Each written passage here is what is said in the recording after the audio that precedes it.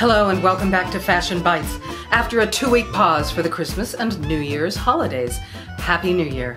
I'm Ellen Byerrum, author of the screwball noir crime of fashion mysteries. They feature Lacey Smithsonian, a fashion reporter in Washington, D.C., the city that fashion forgot. Today I'm talking about New Year, New You, method or madness. For many of us, the new year conjures up visions of fresh beginnings. Perhaps it's another semester, a chance to start again, to bring up those grades, to wipe the chart clean, to welcome unexpected possibilities. For a writer, a new year is like a brand new notebook where each blank page offers promise. That's probably why it also feels like the perfect time for a do-over or a makeover with a change of makeup, radical hairstyle, and up-to-date outfit. Or possibly all three. Then there are the uncounted people who put up their weight loss goals for the year. We seek makeovers when our exterior doesn't match the person we believe we are inside. Maybe we just need a bit of sprucing up. It's important to know, to ask if you're enhancing who you are or merely putting on a mask. Please know why you do these things. Me, I am a sucker for makeovers. If it says makeover on a magazine cover, I am there. If it's a show like Extreme Makeover or What Not to Wear, you can count on me.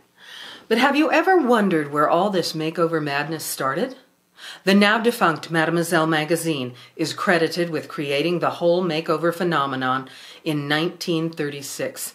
A young woman named Barbara Phillips wrote to the magazine and reportedly described herself as homely as a hedgehog. But we really think hedgehogs are cute, don't we? Anyway, she begged Mademoiselle to transform her into a swan. What else could they do but agree?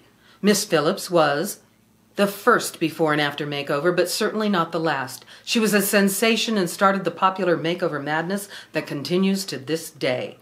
In a postscript, we learned that Ms. Phillips didn't maintain her new look, but other women did, and they found it could change their lives. Whether it's new clothes, lipstick, or a dramatically different haircut, brushing up your style can give you a new lease on life. Open up your horizons and enhance your creativity because you're not worrying as much about how you look, theoretically. Those are the light makeovers, the spruce-ups. Then there are the extreme makeovers. Extreme makeovers go beyond a few cosmetic touches to the bone, plastic surgery. But the world seems full of botched work. I'm certainly not against plastic surgery if you need it for your soul's sake.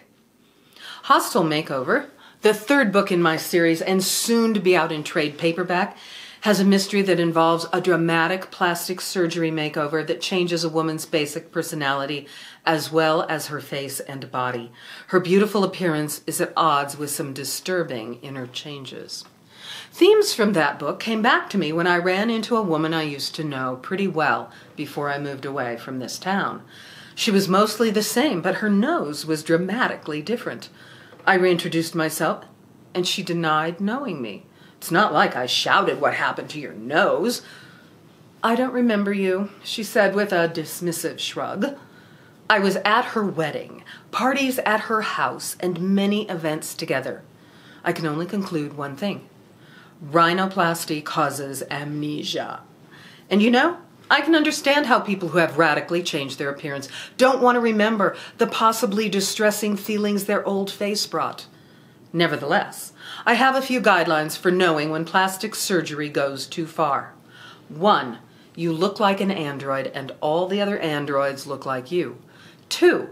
You can no longer move the muscles in your face or smile. 3. Children asked, "What happened to your lips?" But you can't answer because your lips won't move. 4. Your pets no longer recognize you. 5. You have Scarlett Johansson's eyes, Angelina Jolie's lips, and Natalie Portman's nose. Who are you, an extra in the Twilight Zone?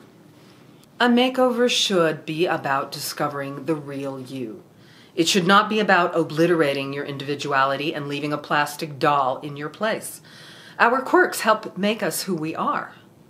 Now, people have told me I am strange looking, but when it happens, I try to remember this quote from Francis Bacon, a contemporary of Shakespeare. "There is no excellent beauty that hath not some strangeness in the proportion." Have a great new year, and I'll see you next time. Now, if you want more information about me, my website is ellenbyerrum.com. I am also on LinkedIn, Facebook, and Twitter. Bye.